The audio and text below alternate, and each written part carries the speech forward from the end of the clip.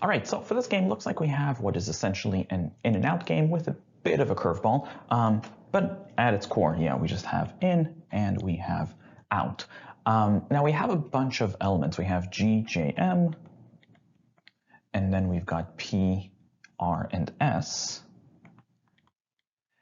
And we also have W, but before we get to W, so statistics is a bit of a, that's the curveball here. There's not just one S, right? There's a statistics at 9, and then there's also the option at 3. But what we could do here is we could just treat this as two separate elements. We simply have an S9, and we happen to have an S3. And of course, we have world history as well. So effectively what this will do is this will mean that we really have 8 elements on the board rather than just 7. And we know that she's going to take 4 courses. So we can have 4 on the inside and we can have 4 on the outside. Now they do kind of go out of their way to make sure that you're not going to double up on the stats on the inside. They do tell us that nobody is allowed to take any course more than once per semester. So essentially, she can't take stats twice. So what we could do is we can say that one of the stats courses is definitely going to have to be out at the very least. Now, we could have both stats courses out, but at least one of them definitely will be. From there, let's take a look at the rules. So the first rule tells us that she has to take Japanese if she doesn't take Russian. So if we don't have Russian, then we'll definitely have to have Japanese. Contrapose, that means that if we don't have Japanese, then we are going to have Russian. Now, you'll notice that this essentially creates an inclusive relationship, which means that at least one of Russian or Japanese is going to have to be in. So we can reserve a space on the inside for one of R or J. Now, remember, this doesn't mean that they can't both be in. If they're both in, there's no implication. They could perhaps both be in, but they just cannot both be out. Next, second rule, she cannot take Japanese if she takes macro. So if she takes macro, then there's no Japanese. Now it's worth noting we already have Japanese on the board here, so we can connect these together. So we can say if there is an M, we can kind of feed it into the contrapositive here, then there will not be a J. And then contrapose from there, if there is a J, then she certainly can't take M. Now, J and M, you'll notice these guys now create an exclusive relationship. This basically means that they cannot both be in, or in other words, that at least one of J or M will have to be out. So we can reserve a placeholder on the outside. Now, you'll notice that that doesn't mean that they can't both be out. They could perhaps both be out, but at least one of them is definitely going to have to be. Next, third rule. She cannot take world history if she takes stats at 9. So this doesn't connect. We can set this up separately. So we can say if there's stats 9, then you cannot have a W. So if she takes W, then she certainly cannot take stats at 9. Now, this does create an exclusive relationship between S9 and the W, but we already have an S placeholder on the outside, which kind of gets in the way. So we won't set that up as an independent placeholder, although if you wanted to, you can always kind of leave a reminder that we still have to have one of stats 9 or W on the outside at all times. Next, we are told that she must take stats 9 if she takes psych. Now, conveniently, again, we've already got a stats 9 on the board here, right? So we can say that if she takes psych, then she cannot take stats 9. Contrapose, that means that if she doesn't take stats at 9, then she certainly cannot take psych. And lastly, she must take either G or W, but not both, which effectively means that we're going to end up with a G or W on both sides, or in other words, I guess I could say that G and W cannot both be on the same side. And we can reserve a placeholder on both sides. We have to have one of G or W here, and we'll have to have another of G or W there, which is probably a slightly more useful placeholder than the S9W. In fact, you'll notice that the outside is getting kind of tight now, right? There's really only one completely open spot on the outside, which is great, and probably something that's going to be useful. Anyways, let's take a look at the questions. Question number 11. What could be the complete setup of the game? So as usual, we do this by the original set of rules. First rule, if we didn't have Russian, we have to have Japanese. So let's see if anything violates that. A has Russian, so we're fine. B, so B you'll notice does not have Russian, but it also doesn't have Japanese, which is not cool because if there's no Russian, we're supposed to have Japanese, so we're going to get rid of answer choice B. Now, C has Russian, so we're fine. D has Russian, so we're fine. E has Russian, so we're fine. Next. She cannot take Japanese if she takes macro. So we are looking for situations where we have macro. So A doesn't apply, C does. And if she takes macro, then she is not supposed to take Japanese. So that gets rid of answer choice C. And then D doesn't apply, there's no macro. E has macro, but there's no Japanese, so we are good. Next, she cannot take world history if she takes stats at 9. Ooh, this one's messy because we don't actually have the timing in any of these, so we can't really apply this because this rule would only apply if we had stats at 9, which, yeah, we can't really use that right now. So you know what, let's let that go for now. Next, she must take stats at 9 if she takes psych. Again, same problem, we can't really, well, actually, no, we could. Here, we can say, if we have psych, then we would have to have statistics. We wouldn't be able to quite confirm 9 o'clock, but at the very least, we would need to see some sort of stats. So we can look for cases of psych. So for example, answer choice A has psych, but there's no stats, which means that there's no way that it would be able to work with this rule. Next, between D and E, we have psych in both of these, but we also have stats, so those are still functional. So we're just down to these two. Next. She must take either G or W, but not both. So D has G, no W. That's fine. E, however, looks like it has neither. So that leaves us with answer choice D as the best answer to question number 11. And as usual, let's just plug that into the board. We have GPRS. And then on the outside, that would leave us, I suppose, with one of the S's, and then just everybody else. So I guess that would be J, that would be M, and that would be the W. And next, question number, looks like we only have one local question here, which is number 15. Let's take a look. If she takes stats at 3 and geography, well, let's play it out. If we have stats 3 and we have geography, well, first of all, if stats 3 is in, then stats 9 is obviously out because they can't both be in. And G would then also kick out the W, which is kind of nice. So W will also have to be out. Anything else? Oh, actually, yeah. So if stats 9 is out, then it follows that P will also have to be out. So we can get rid of psych as well. And, oh, wait a minute. We also know that, let's go back to our placeholders.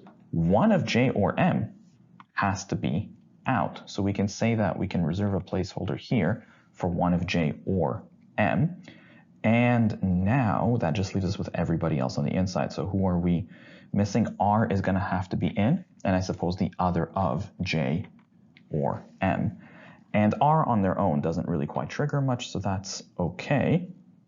I think we're good. Let's take a look. The question itself now asks, what must she also take? Japanese, not necessarily. Macro, not necessarily. Psych, that's just out. Russian, there it is. She definitely has to take Russian. The best answer to question 15 is D. Next, so number 16 is a modifier. Let's go back to the global questions. Number 12. Which of the following could be an accurate list of 3 courses that she takes? So this is kind of an exclusion question, but not quite. This is a bit messier because we only have 3 out of 4. So you know what? Let's just go by the answer choices. Answer choice A. Could she take G, S, and W? Well, actually, no, there's no way that would work because G and W, we have to have one in, one out. They could never both be in, so that's an easy knockoff. Answer choice B. Could she take J, M, and S? And what? No, J kicks out M, right? So that gets rid of that. Answer choice C. Can she take J, P, and W? And J kicks out M, so that's fine. Oh, wait a minute. P sooner or later gets rid of W, so she can't take both P and W. That wouldn't actually work. We can get rid of C. Answer choice D. P, R, W, and we run to the same issue. P, in turn, kicks out the W, so that wouldn't work. Answer choice E, R, S, W, and maybe that seems okay-ish. I mean, R does nothing, W kicks out S9 and P, but you could still have S3. So that seems legit. Best answer to question number 12 is E. Next, question number 13. The courses she takes are fully determined if she takes Russian and what?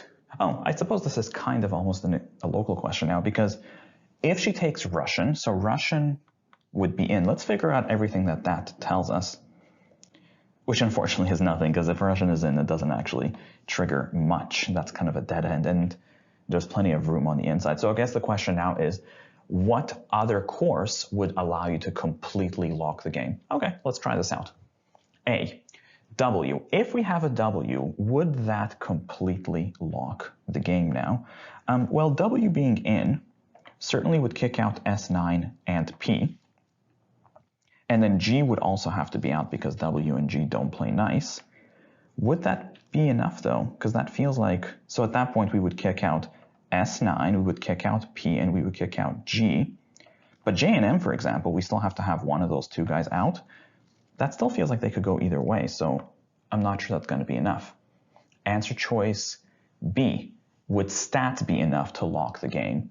To be honest, we wouldn't even know which stats it is, right? S9 or S3, and without that, I don't think that does much for us. Answer choice C. Would psych be enough to lock the game? Well, if psych was in, then we would have to have stats 9 according to this, and that would kick out, oh, there it is. So P brings in stats 9, which kicks out the W, but then if W is out, then G would have to be in. So yeah, this absolutely would lock the game. Let's just run it again.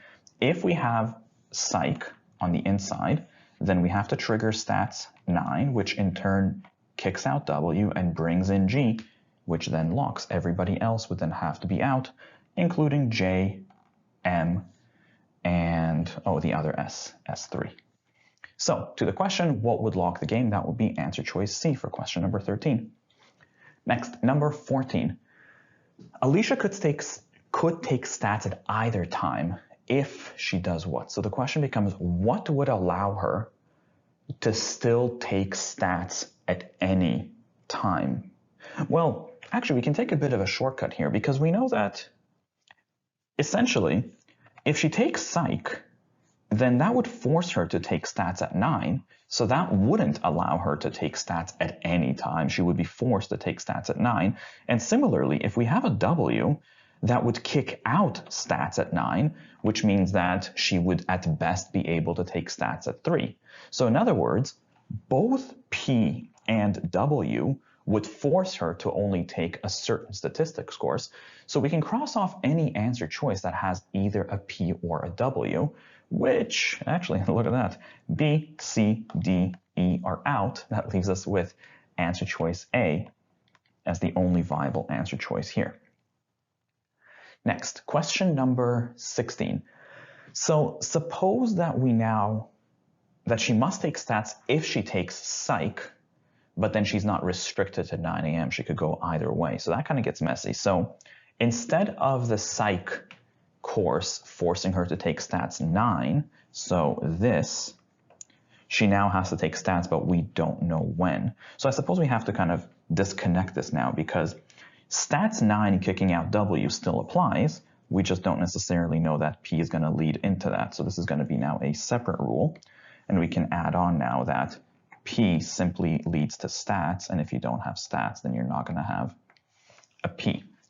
Now, beyond that, beyond the fact that we just disconnected one of the rules, I'm not sure we can do much. In fact, this makes the game less restricted, so we shouldn't be able to do much with it. So, you know what, let's just take a look. The question asks, if everything else remains, what could be a set of 4? Really, this is just another exclusion question, so let's just treat it like an exclusion question with this adapted rule. So first rule, if there's no Russian, she must take Japanese. So we have to have one of Japanese or Russian. So A looks fine. B has neither Japanese nor Russian. So we can get rid of answer choice B. C has Russian. D has Russian. E has Russian. We're good. Next, if she takes macro, then she can't take Japanese. So let's take a look. A doesn't have macro, so it doesn't apply. B is already out. C has macro, and you're not supposed to have Japanese, which we don't, so we're good. And the same thing applies to E. We have macro, but there's no Japanese, so that's fine. Next, she must take stats at 9 if she takes psych, except now it's not necessarily stats 9. So if she takes psych, then she's just supposed to take statistics. Let's take a look. Answer choice A has psych with statistics, so we're good. C has psych without statistics. We can get rid of C. D has psych, again, no statistics. We can get rid of D. And E does not have psych, so that doesn't apply. Next, she must take either G or W, but not both. So basically, we have to see one of G or W. So A has one of G or W. We're good. Answer choice E has both of G and W. So that leaves us with answer choice A for question number 16.